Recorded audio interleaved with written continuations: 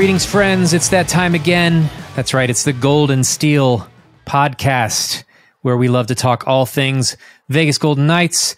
As usual, I'm JP, and I'm here with my normally host, but co-host today. I'm taking the lead, Ian, who is coming to us from the road. So he's doing a bit of a in-transit contribution to the podcast today. Something a little different. Ian, how you doing, bud? Yeah, I'm good, man. I'm good. The joys of hands-free. So, yeah, I don't know who invented the hands-free kit, but thank you to them, because it wouldn't be possible without it. But yeah, man, it's different. It feels weird. It always feels weird when we switch it around. It shouldn't make that much difference, but for whatever reason, it always feels weird. So yeah, well, especially something like this. You're in a moving automobile right now, so it's definitely not our typical setup. But yeah, it's fun to change it up a little bit, and we felt like we had to push this one out because my goodness, what a game 4 tonight between Vegas and Edmonton. We're going to get to that in a minute, and we're going to talk all about the Vegas-Edmonton series. We're going to review the series and particularly talk about what happened tonight. Before we get to that, though, a couple of bits of NHL news that I think we should probably discuss. Pretty significant, especially for you, Ian, being a Blackhawks fan. So the draft lottery happened this week, and wow, I mean, the Chicago Blackhawks drew number 1. So that means most certainly they're getting Connor Bedard, right? How are you feeling about that? Well, look, it's amazing because I really didn't think they had a shot. I mean, it was 11% was their chance. Obviously, Anaheim and Columbus both had higher chances, percentage chances of getting it. It is a lottery, though. I love the fact that the conspiracy theorists are straight on the, it's a fix, and you're like, oh my god! So it's always rigged, yeah, exactly. And it was, clearly rigged when it happened to the Rangers as well. And I mean, it's one of those. It was always going to happen. And the Blackhawks are one of those organizations that tend. I mean, look, Vegas fans, this is a podcast. You know better than most, like what it's like to have a franchise that is. I'll say use the word hated, but it's predominantly down to jealousy. The only ones that can know how you guys feel is really the Chicago Blackhawks and the Pittsburgh Penguins, because they both have the same kind of factors. But it was a great result for the franchise. And Kyle Davidson, the GM, like the smile on his face when that card was turned, he must have looked like the Grinch, because it's just like their whole plan has been to tank, like regardless to what our best friend Gary B says, the Chicago Blackhawks tanked for Bedard, and they were actually better than they expected, which is why they didn't have the highest chance. So there was a real risk that they weren't going to get not only Bedard, but they weren't going to get the second overall pick, and they were going to fall into kind of 3rd or 4th or 5th, and so for them they lucked out. And I think it's, I've watched a lot of the videos, the kind of reaction videos. They're always awesome. And, obviously the fans that have had a tough year are super pumped. And they will draft Connor Bedard. Let's just be clear. Of course. I thought about buying the jersey, and I wouldn't normally do that this early, but it is pretty, 100%. You don't get a draft like it. It's certain they're going to take him. So, bad luck, obviously, for Columbus and Anaheim. Anaheim, it's not the first time this has happened to them. It has actually happened before. Ironically, that was 2005, the Sidney Crosby draft, where again, Anaheim had the highest likelihood of getting the first overall pick and didn't. And obviously, Pittsburgh Penguins got that. But yeah, it's great. The one thing I will say, though, and this isn't the Chicago Blackhawks podcast, so I won't spend all day talking. I could, but I won't spend all day talking about it. But thinking of Vegas right now and who they're playing, I think a lot of the Blackhawks fans, and it's very easy to kind of get swept away with Connor Bedard and being a generational talent. And this kid is, it's like there's no, will he make it in the NHL? He will make it in the NHL. Okay, he is a McDavid style player, Austin Matthews, whatever you want to use. But as proven by the Edmonton Oilers, if we ignore tonight, maybe, like Connor McDavid is a game changer. He wins games for Edmonton Oilers on his own. But he has not won a Stanley Cup. and he's only been to one conference final. So my kind of word of warning to the Chicago Blackhawks kind of fan base is this is a significant piece in your armory. This is game changing, getting a generational talent like that. But there's a lot more pieces to that Stanley Cup puzzle. You know, you need depth, you need third liners, you need a goalie, you need a strong defense. Like, it's not Connor Bedard doesn't just slotting him into the current Blackhawks lineup does not make us a contender in any way, shape, or form. So it's a fantastic thing, and the draft is going to be really exciting, even though you know who they're going to pick. Right. But like, it's no still guessing exciting. there. No, exactly. Yeah. But it's not like there's a long way to go. But what a start, man! What a start. Mm-hmm. Yeah, you and like you said, you still have to build a team around this guy, but like you said, he's a generational talent. This is not the same as drawing number one on many other draft years. This is a very special year, and so they really did hit the jackpot there. But yeah, like you said, you still have to build a team around the guy, and even when you build a team, that brings us to our next news point before we move on to the Vegas-Edmonton series. Even when you build a team, sometimes it still doesn't work out. And Toronto is holding on for dear life, almost got swept by the Panthers, managed to stave off elimination, barely, just barely. They were leading in the game today, 2-0, 1-0, and then 2-0. Panthers scored 1, and the final score was 2-1. So the Leafs live to fight another day, but they still are going to have to make history to keep from being eliminated, right? How many times has a team come back from 3-0? I think it's happened, 3 or 4 times in a century? I think it's 3 or 4 times, Yeah, so I mean, hey, it'd be very exciting if they did it, but I think very likely the Leafs are probably going home. Anyway, kudos to them, but what were you saying right before we rolled? You said something about be careful what you wish for when we were talking about this. Yeah, and I've got a couple of friends that are Toronto fans, and I know, like I said on the podcast before, they didn't fluke that series against Tampa Bay. Like they beat Tampa Bay, so they got that kind of monkey off their back. They got rid of the curse, as it was called. But this is the problem with the Stanley Cup playoffs. It's the hardest trophy to win in all sports for a reason, and the Leafs are finding that out. Ironically, and this is where sometimes fan bases don't do themselves justice.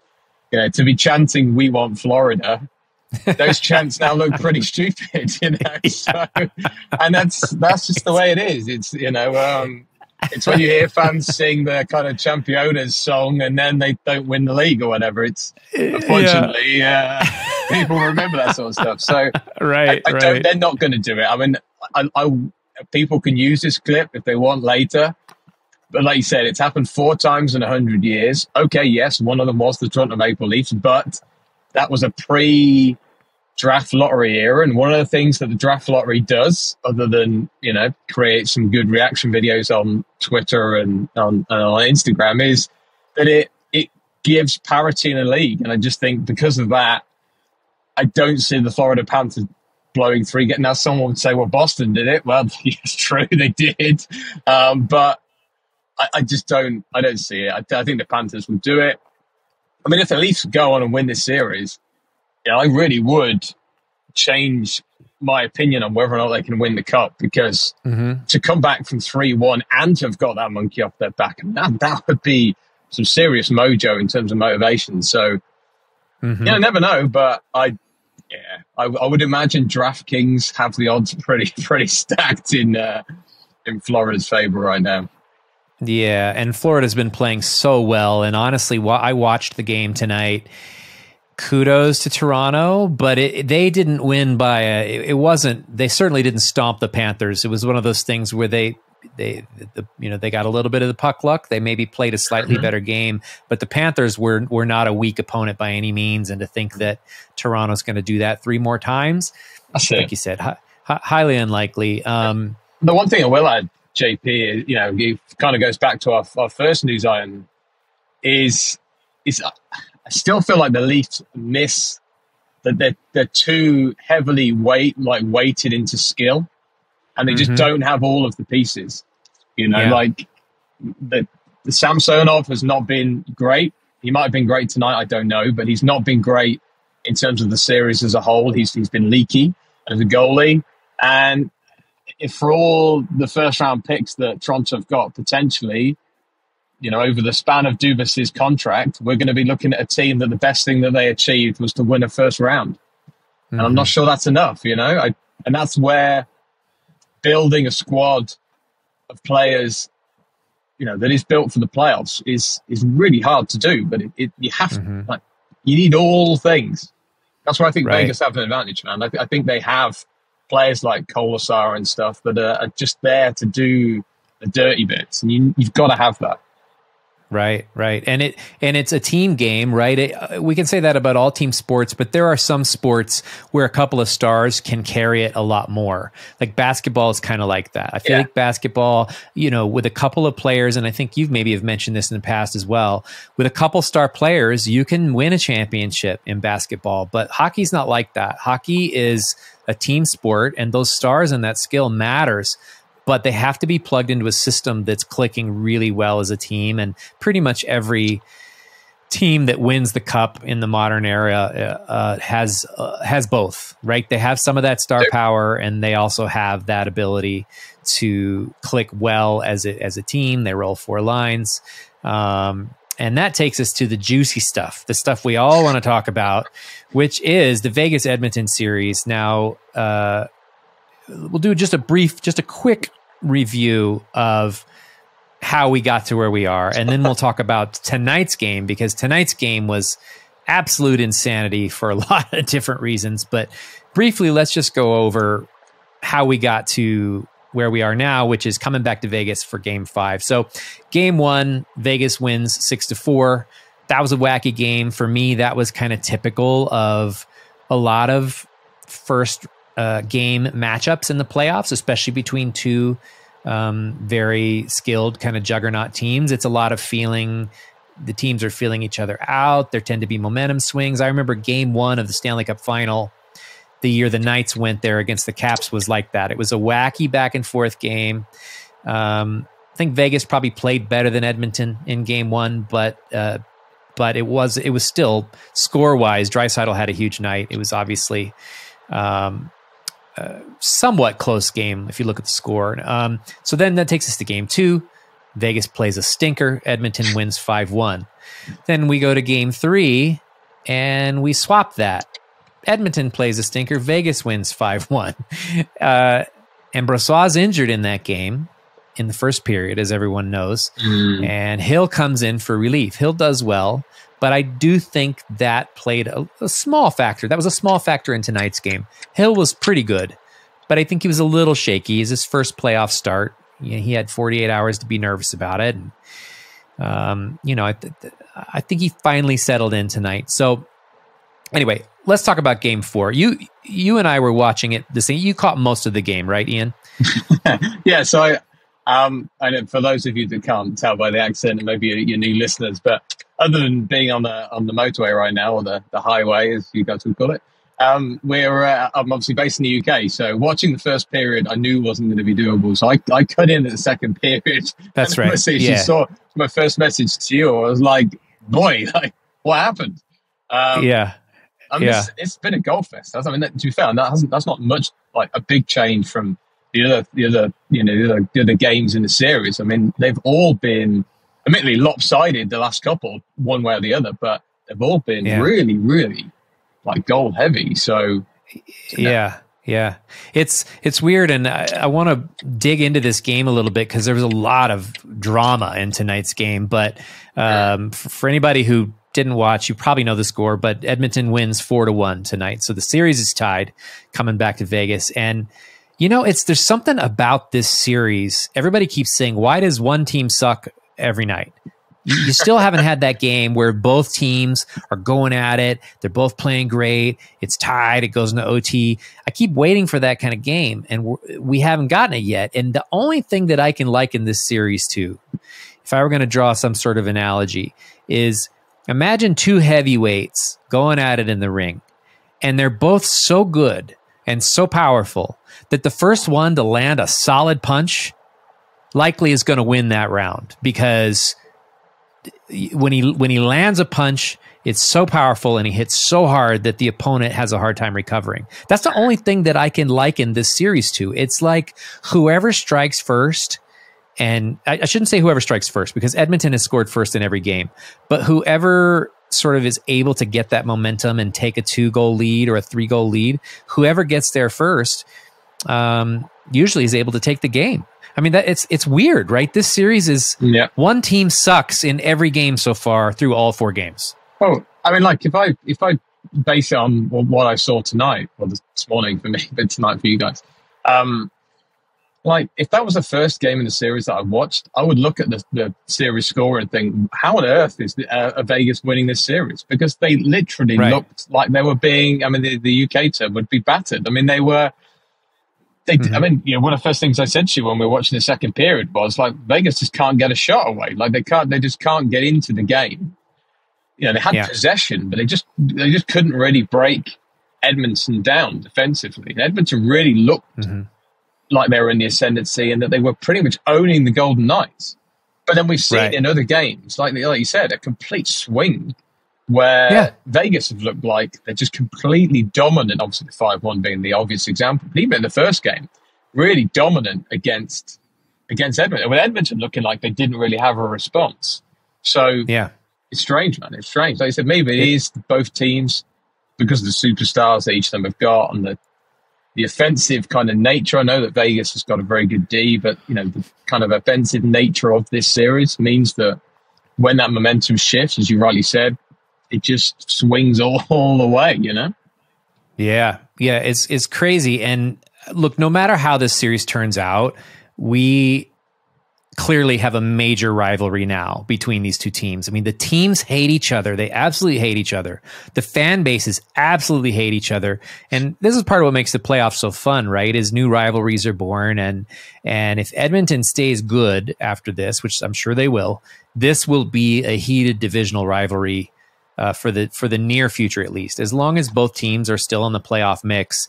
Because wow, there was some serious drama on the ice tonight. You know, and we got to talk about that because there's a lot of interesting things that happened in tonight's game. But you know, it's this is another way to look at it. Just real quickly before we get into that, into the nitty gritty and the nuts and bolts. It's almost like each team has their very specific ways of winning. And it's like watching two kind of different hockey systems battle each other, right? It's like the Knights win through solid defense and depth, like just coming at you line after line after line, right? And I don't care what anybody says about Edmonton. They win with Draisaitl, McDavid, and the power play. They do. People can talk about depth all they want. And a lot of Edmonton fans are arguing, oh, we're deep too. We're deep too. Great. You're deep. That's not how you win games. No. I have not seen Edmonton win a game from depth in this series. They win their games with Draisaitl, McDavid, and the power play. And kudos to you. The team is fantastic. And those are really scary, dangerous assets to have. And if you win hockey games that way, great. But the point is, each night when each team's respective system manages to grab hold of the game, it's like you can't catch up with it. So, but anyway, speaking of tonight's game, let's dig into this. For anybody who watched it, the game got really nasty by the end, which touches on the rivalry stuff that I was talking about a second ago. Vegas is racking up the penalty minutes. In fact, here's an interesting little tidbit. I'll throw a stat at you, Ian. Shocker. You're always the stat guy. I know. You threw me off my driving there, mate. That's how shocking that was. I know, right? I don't want to make you have a wreck. Try to concentrate on the road. Keep it between the ditches, brother. Old friend of mine used to say that to me. But these two losses, Vegas's two losses in this series, have the most penalty minutes. The most penalty minutes and the second most penalty minutes Vegas has ever had in any playoff game in their history. Wow. They're two losses. Now that's interesting. And that speaks also to what I was saying earlier. Part of what Edmonton is doing in this series is they are trying to get Vegas to play that kind of game. They're trying to rattle them. They're playing really physical. They're trying to piss them off. They're trying to get them to take penalties because that plays to their strengths. And in the 2 games that Vegas lost, that's exactly what happened. Edmonton won the "we're going to make you take penalties" game. And that's part of why this game spiraled out of control tonight. I got to say, for me personally, I think the referees probably the officials should have reeled this game in and done a better job of controlling it, because a number of things happened in the third period of this game that probably shouldn't have happened. So just a quick review, as the game goes on, there's more and more frustration. Evander Kane has been doing what his job is to do. Look, I know everybody hates Evander Kane, and when he's not on your team, I hate him too. But part of what he gets paid to do is to be a pest. He is a major league pest. Yep. And he's physical, and his job is to get under people's skin. That's part of what he brings to a team, and he's been doing that to the point that he's taken a few cheap shots, and that's also part of his job. His job is to take those cheap shots and push it as far as he can push it without putting his team in danger. And frankly, Edmonton knows, hey, if we take a few penalties, we're fine. We just want to go on the power play. So they're content to take that. They're content for Kane to get a game misconduct, which is what happened to him tonight. But speaking of Kane, there was a shot he took on Eichel, which a lot of people said was pretty nasty boarding, pretty cheap shot. I've watched the replay a few times. It's hard for me to call. Some people say that Eichel turned around at the last minute. But anyway, it was typical stick to the numbers. Eichel took a nasty fall into the boards. And that's when things really kind of started to spiral out of control, because Stone had taken a couple nasty shots early in the game that didn't get called. So both sides were already pretty pissed off, right? Then towards the end of the game, Pietrangelo takes a run on Draisaitl and takes a massive overhead swing right onto Draisaitl's hands. Draisaitl didn't have the puck anymore. He had just passed it, or I think he had attempted a shot, actually. I think he had attempted an empty netter. And Pietrangelo takes a huge whack onto Draisaitl's hands. Now, listen, I'm a Knights fan. I'm biased, but I can say he was out of line. It was too much. He could have broken the guy's hands, broken the guy's wrists. So I don't condone it, but I do understand it. Pietrangelo has taken a bunch of abuse this series, especially tonight. And I think the officials needed to take control of this game earlier than they did. Then, of course, after that, Edmonton feels like they need to respond. Then there's a big scrum in front of the net, and that's when Kane gets his misconduct. And then Darnell Nurse wants to throw down with Haig, and so they drop the gloves, and they both get kicked out of the game. I mean, it's one of those games, right? It just, by the end, you're like, oh, gosh, just send everybody off and call the game already. Like, it's just getting worse and worse. And, very likely, I would not be shocked, Ian, if we have a couple of suspensions dealt out tomorrow by the Department of Player Safety. I certainly think they're going to look at the Pietrangelo slash. And according to Elliot Friedman, I didn't know this rule, but according to Elliot Friedman, if you get an instigating penalty in the last 5 minutes of a game, or of a playoff game, I guess, that's a 1-game suspension. And Darnell Nurse did get an instigating penalty for dropping the gloves with Haig, because he invited Haig to fight. Haig refused, and then Darnell Nurse basically just pinned him up against the boards, dropped the gloves, and started wailing on him. So it's definitely instigating. Yeah. So we could have a couple suspensions that come out of this thing. I mean, what do you think, Ian? It's the officials' responsibility to sort of take control of the game at some point, right? Yeah. And the thing is that, there's probably 2 points here, but the first one is definitely around the officials, because this is where, if you don't take control of the game early, it just gets out of hand. And we see this in all sports. It's the same, in soccer as well, where if you let, like a derby match, which is essentially what these things are now in the playoffs, where you've got prior issues, prior aggros from players, so they're already going to start dialed up to 11 before the first puck drop's even done. So it's not going to take much for this powder keg to be lit. So, you really need to make sure as an official that you're clamping down on that. And it probably means you need to be a bit penalty heavy, because if you're not, what happens is what happened in this game, which is where it just gets sillier and sillier, and and more aggressive, and then it just all explodes. I mean, right. We can laugh about it a bit, but seeing like 3 or 4 players get ejected from the game is just stupid. So, and okay, it was 4-1, so the game was done anyway, you could argue, but it's not the point. Like you said, Pietrangelo does have a bit of a temper. I've seen him take penalties before, which I thought, right, kind of in your position as a leader, you should probably not the way to run. But like you said, it was retaliation for the Eichel hit, which was not great. So, and there may well be repercussions for that. I know it wasn't given as a penalty at the time, but they, our good old friends, the Dopes, the Department of Player Safety, like they may well look at all those things. So, and it's not going to get any better. Like, the players aren't going to turn around for game 5 and be like, "Yep, well, we're friends now." Like, this hatred is just going to grow and grow and grow. And if there's a game 7, which obviously we hope there isn't, but because Vegas win it beforehand, of course. But then it could be really feisty. And then the other point in terms of what you said around Edmonton's game plan, like, I know that Edmonton fans are going to want to say that they love every player on their team and that they've got loads of depth and blah, blah, blah. But, their team is built around 2 players. Like, let's not get ourselves. It's built around 2 players.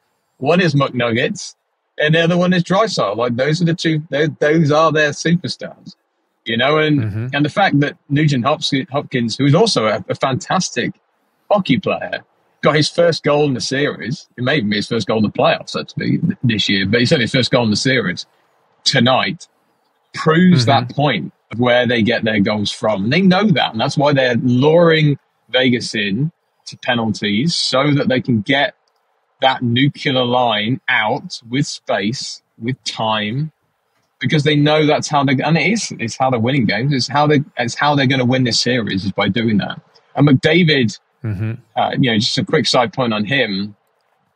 He looks really fired up. Like, he's an impressive player, obviously, anyway, but he was really impressive tonight.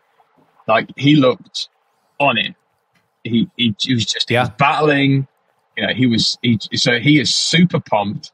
And that's why Vegas have got to be really smart and not let the heat of it being a really important game, the next game, they've got to not let it get to them, because if they stay out of the box, they'll beat Edmonton. If they go in the box all the time, well, they're making it they're putting a lot of pressure on Adin Hill, put it that way.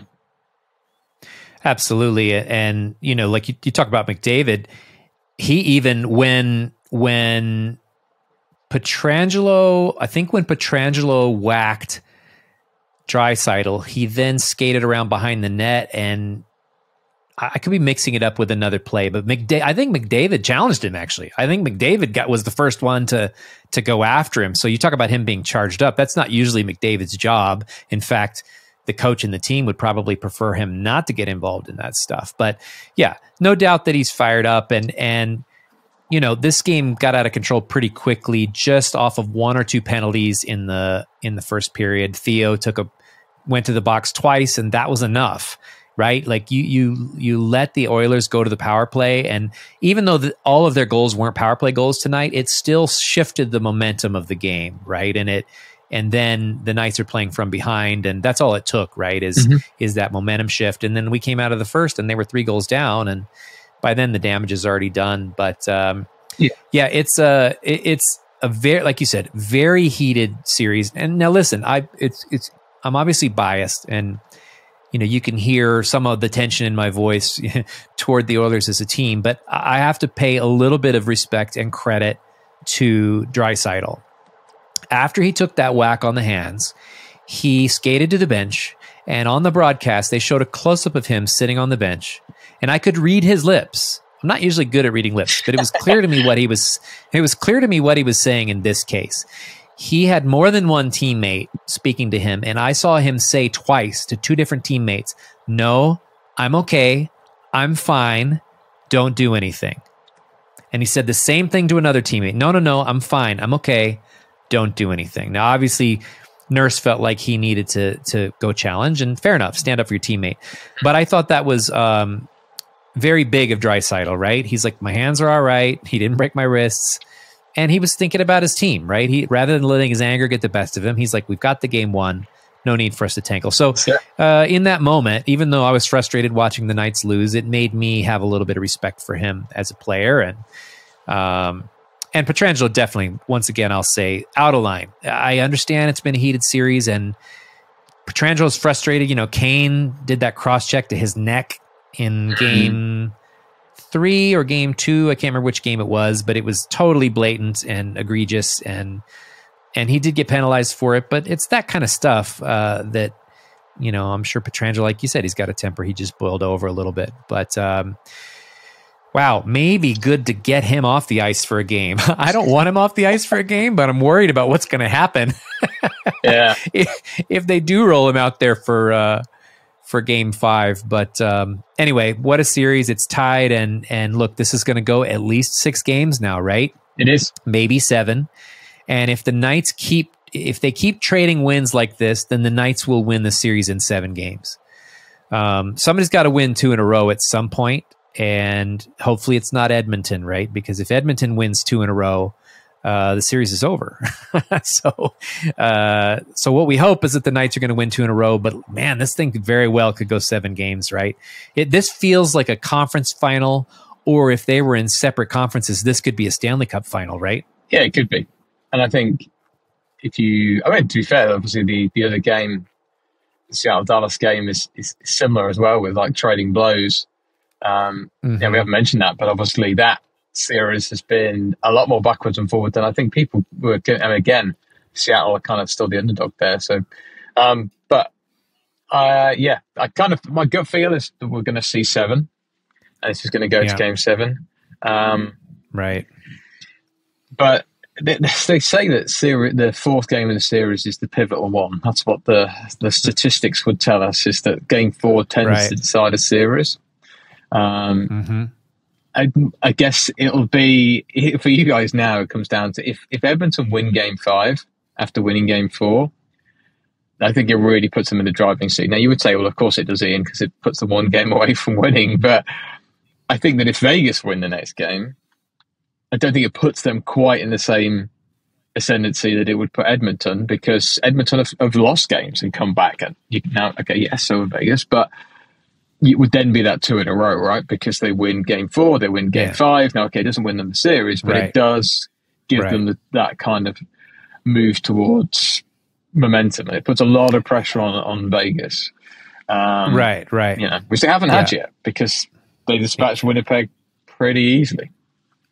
Yeah.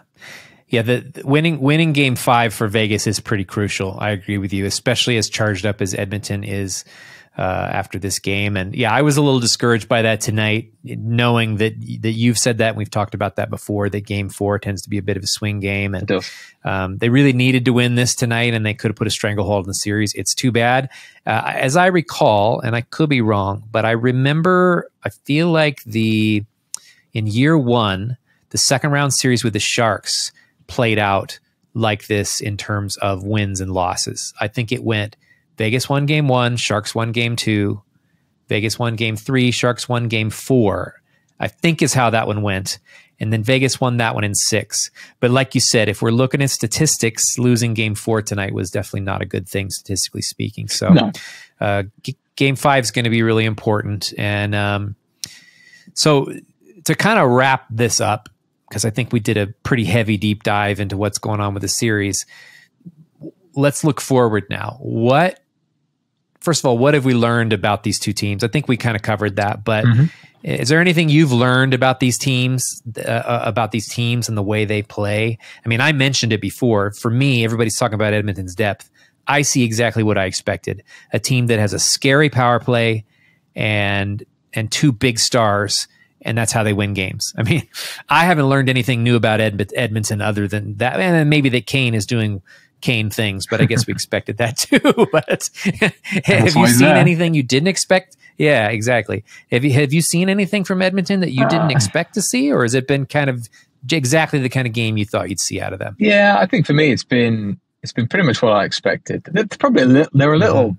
When I say dirtier, I don't mean like breaking the rules. I mean, okay, yes, things got out of hand today, but I think they're feistier than I maybe would have given them credit for in terms of their, the hits so too. That they put on. I wouldn't have seen them as a particularly hitting team, and one that draws penalties, but then they've done a very, very good job of that. But in terms of their kind of main points, it hasn't surprised me. McDavid and the power play, that is, and Draisaitl obviously being a big part of that. Those are their key pieces. That is the team that they are, and that's what they've been throughout this series. And that's not really surprised me. And I think that's the same for Vegas. Vegas is kind of bits where they've got the upper hand on Edmonton. Was what I expected. I just think Vegas, and I know we already said this, but just to kind of clarify the reason why we're making a point again is they were the least penalised team in the NHL in the regular season. And that was one of the things that we talked about in the preview, where we said if they can do this, then it puts a massive disadvantage to the Oilers. And I just don't think they've managed to do that yet. And that's something they really need to focus on, is to make sure they don't give away stupid penalties. Yeah, really, Game 3 is the only night where they managed to do that with a reasonable amount of success. I think Edmonton only got one power play in Game 3, two power plays, but only one full length power play. Like the first one they got was one of those carryover, situations where there was, it was evenly matched, and then Edmonton wound up with 43 seconds of power play or something like that. So Edmonton basically got a power play and a half in that game, and it showed in the final score. I agree with you. I don't think I knew it was crucial for them to stay out of the box, but we're seeing how crucial it is for Vegas. It really is. If they stay out of the box, they win. If they don't, they lose. It really seems to be that simple, and it's pitting these two systems against each other, and which system's gonna rule at the end of the day. I mean, certainly been an exciting series, but I keep waiting for that game, for that nail biter. Keep thinking we're gonna have one of those, and we just haven't yet. So we'll see what Game 5 brings. The other thing, it seems like a lot of times the team that can strike first ends up winning, even though Edmonton scores first. But when I say strike first, I mean grab the momentum, right? Yeah. One goal doesn't always mean that, but two goals usually does. And if you're the first to make it to three, you more often than not, you're going to win the game. Yeah. And it always seems to happen early in the game, like in the first half of the game. So there's one last, anyway, one last point. Sorry to cut you up, JP, but there was one last point really I think we should kind of talk about, which obviously was the Brossoit injury and Hill coming in. I know we mentioned obviously Hill coming in. Yeah. That's going to be a big factor in this series now. Brossoit's numbers, surprisingly, when I looked at his playoff stats this morning, they're not actually as good as I thought they were. I expected his save percentage to be in the 900s, not the 800s, which is where it was. But you were winning games under him, and obviously his win-loss number is very good.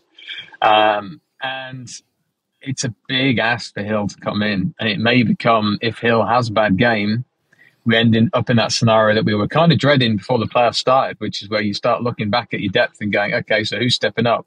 And it may be that Quick steps up. He's done it before. He's well experienced in playoff hockey. But I think if Hill can have a really good Game 5, because he had a great Game 3 when he stepped in for Brossoit. I think Vegas were 2-1 up at that point. And he didn't let a goal in. So he had a great first kind of flurry into playoffs, but tonight was different. I think you said, and obviously I didn't see the 3 goals, but you said the second goal was probably on him, the others not so much. But he just needs to have a good Game 5, and Cassidy needs him to have a good Game 5, just so that kind of question of who is the starter goes back to being, it's Aiden Hill.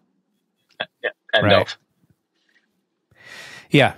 And I will say, I felt like Hill settled in. The first period was rough. That would be rough on any goalie. It was a shooting gallery.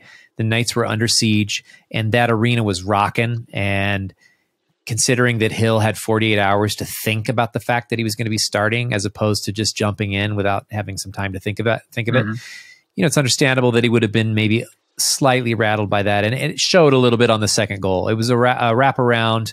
and the Oilers player was right behind the net, and Hill kind of looked over his right shoulder, and hesitated, thinking the player was maybe going to come around that side, and instead he came around, on Hill's left shoulder, and of course by then Hill just couldn't get over quite fast enough to close up the gap, and so that hesitation is probably because if you moved slightly earlier, that's tough though. It's a tough situation. You don't have eyes in the back of your head, but I think some keepers some tenders who are really dialed in might have made that stop. But I think all the other goals tonight, were players, two of them, I think were players just wide open in the slot, top shelf. Most goalies wouldn't have stopped it. And I think the first goal was like that too. So most of them I wouldn't put on Hill. I would put on the team. So I feel like he should be able to settle in and find his game. Like I said, it was his first playoff start, and the Knights went to the box early. So, but I agree with you. That has to happen.